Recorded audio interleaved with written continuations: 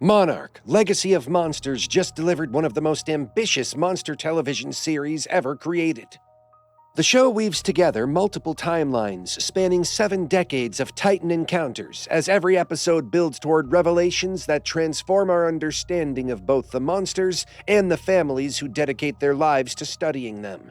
The series jumps between multiple decades, following the Randa family across generations, as they uncover the truth about Monarch's origins and the creatures that have shaped human history. Here's everything that happened in Monarch, Legacy of Monsters Season 1.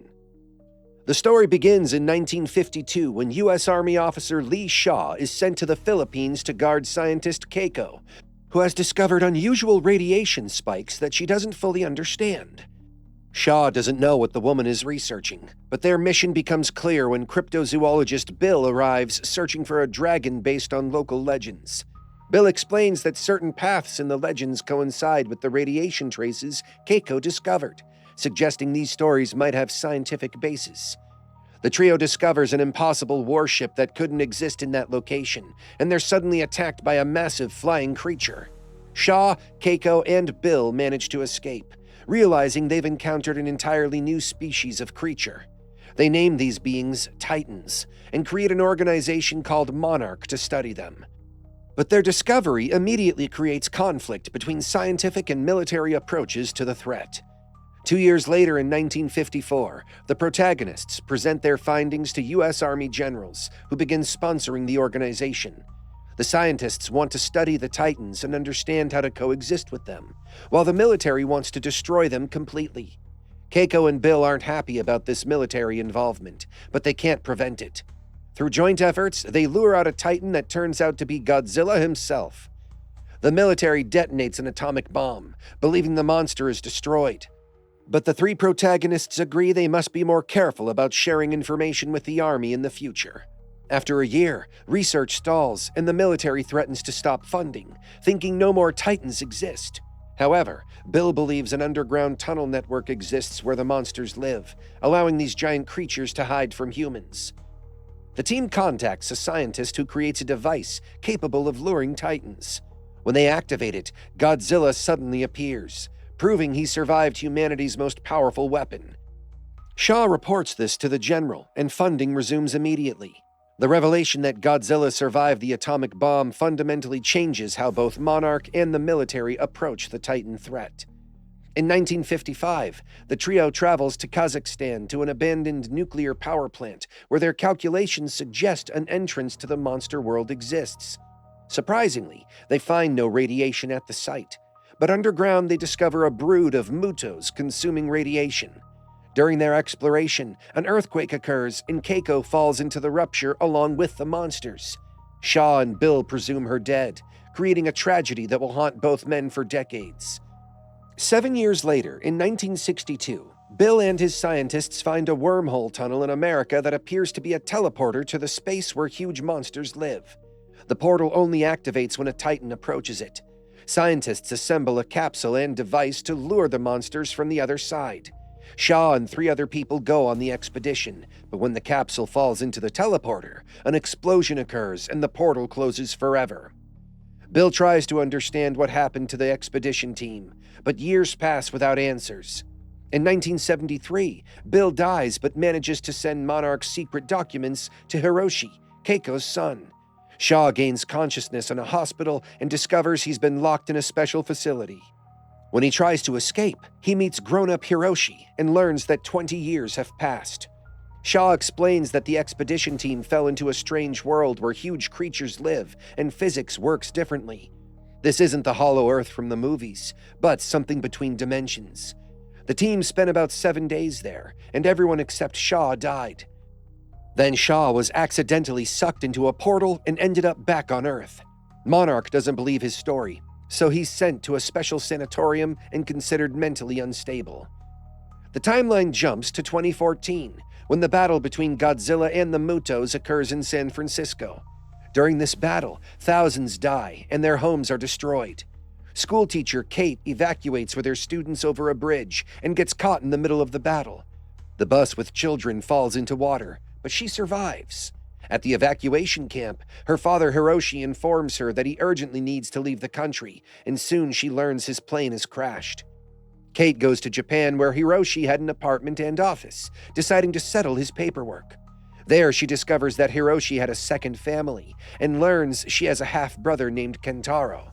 Together, they go to Hiroshi's office and find old documents from the Monarch organization.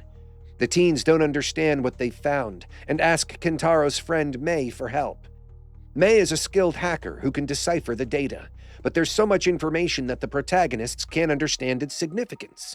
At that moment, Monarch receives a signal that their organization's documents have been exposed online. Tim, an ordinary employee, decides to investigate and goes to Japan with his colleague operative Duval to capture the teenagers. Although Monarch doesn't wish the teens harm, everything goes wrong and they manage to escape. Kentaro finds a booklet in his father's office with information about a guest house for old people and the name Shaw. The teens head there and discover the aged officer. After learning who they are and what they want, Shaw helps them escape. Together, they realize that Kentaro's father may still be alive. Using Hiroshi's notes, they determine where to look for him and head to Alaska. Arriving at the location, they discover Hiroshi's destroyed plane, but soon realize he didn't die in the crash since there's a tent nearby. Suddenly, another Titan emerges from under the snow, one that can absorb heat, freezing everything around it. The protagonists manage to escape, but lose their airplane in the process. They decide to find the nearest settlement, but Kentaro gets separated from the group. He finds an old abandoned research station with traces that his father was there. Meanwhile, he contacts Monarch, who have noticed an unusual radiation spike in Alaska and rescue all the main characters. The group is imprisoned, and Duval informs May that they know who she really is. It turns out May used to work for Apex Cybernetics Corporation, which was first mentioned in Godzilla vs. Kong. May considered their activities unethical and encrypted all their data before fleeing to Japan and changing her name as Apex started hunting her. Meanwhile, the teens think they're about to be killed, but Monarch agents aren't villains and soon release them. Shaw is kept for questioning as they try to understand how the kids and an old man from a nursing home discovered the Titan. Shaw says he knows much more, but Monarch has never listened to him, considering him crazy. Duval and other operatives disagree with how their superiors handle threats. They release Shaw, who proposes a plan to eliminate all Titans permanently. The teenagers decide to continue searching for their father and go to San Francisco. In the ruined city is Hiroshi's office, but access is forbidden and violators are shot on sight. If you're fascinated by how Monarch: Legacy of Monsters weaves together family drama with monster mythology across multiple decades, make sure to hit that subscribe button and turn on notifications. We're covering all the connections that make this series such a compelling addition to the Monsterverse, and you won't want to miss our analysis of how it all connects. The main characters sneak into the office with help from Kate's mother and her friend. In the office, the teenagers find an unusual map that reveals Hiroshi most likely went to Africa searching for another Titan. Back home, they're met by Shaw and Duval, who offer help finding Hiroshi and then head to Africa together. Meanwhile, Tim and Monarch Deputy Director Natalia Verdugo try to figure out what Shaw and the teens are planning. They find Hiroshi's office and guess where to look for the main characters. Shaw arrives in Africa with the children and finds the place indicated on Hiroshi's map. There they see their father in the distance, but he panics and yells at them to get out as soon as possible. It turns out Hiroshi has activated bait for the Titans, and in moments a huge monster awakens, Godzilla himself. Hiroshi escapes while Tim arrives with a team of operatives. His helicopter crashes, but Tim survives. The main characters also manage to escape, but the teens are upset that their father has abandoned them again. Shaw offers to solve the Titan problem once and for all since he has a plan. The kids refuse, so he takes Hiroshi's map from them. At the airport, the teenagers learn that May has been kidnapped. They contact Tim asking for help finding their friend. May was taken by people from Apex Corporation, whose CEO, Brenda, blackmails her, wanting May to spy on Monarch, but she refuses. Kate asks Verdugo, Monarch's deputy director, to help free her friend. In exchange, she'll help them find Shaw since he's planning something dangerous. Eventually, May is freed and the protagonists search for the old man. Verdugo makes an appeal that finally reveals Monarch's existence to the public. Shaw and his new team arrive in Alaska, where they capture the Monarch base and take all equipment. They find a portal next to a heating titan and blow up the teleporter, causing other wormholes on the planet to emit more radiation. Monarch realizes that dozens of huge monsters could enter their world if Shaw isn't stopped. Digging through old documents, the protagonists guess that Shaw is going to Kazakhstan to the same nuclear power plant where Keiko died. The teens find him and ask him to stop, but he refuses and blows up the portal. However, the explosion causes Shaw, Kate, and May to fall into the wormhole. Kentaro, Tim, and Hiroshi realize that Monarch won't help them rescue the protagonists. They decide to take their only opportunity and contact Apex Cybernetics Corporation. Meanwhile, the other characters find themselves in the Between Worlds, where Shaw tells them that time flows differently and they need to escape. Suddenly, they meet Keiko, who has only been there for 57 days while over 70 years have passed on Earth. Together, they find Shaw's old capsule and use the bait to summon a Titan, activating the portal. Godzilla and a flying dragon appear and begin fighting. In the chaos, Shaw sacrifices himself so the others can be saved. The capsule is thrown to the surface where Apex Corporation has been waiting for them for 2 years. Kate, Kentaro, Hiroshi, and even Keiko are finally reunited after decades of separation. However, suddenly a siren sounds, and the main characters are ordered to hide. They're on Skull Island, and King Kong goes on a big rampage.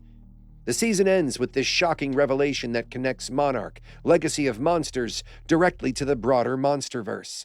The family reunion that seemed impossible has finally occurred, but they find themselves in one of the most dangerous locations in the monster-filled world. Keiko's survival after 70 years in the Between Worlds raises questions about time, aging, and the true nature of the dimensional spaces that connect to the Titan realm. Shaw's sacrifice to save the family he helped create through Monarch demonstrates how the organization's founders were willing to give everything to protect both humanity and the people they loved. His death closes the loop on a character who spent decades trying to understand and coexist with the Titans, ultimately giving his life to ensure that understanding could continue through the next generation.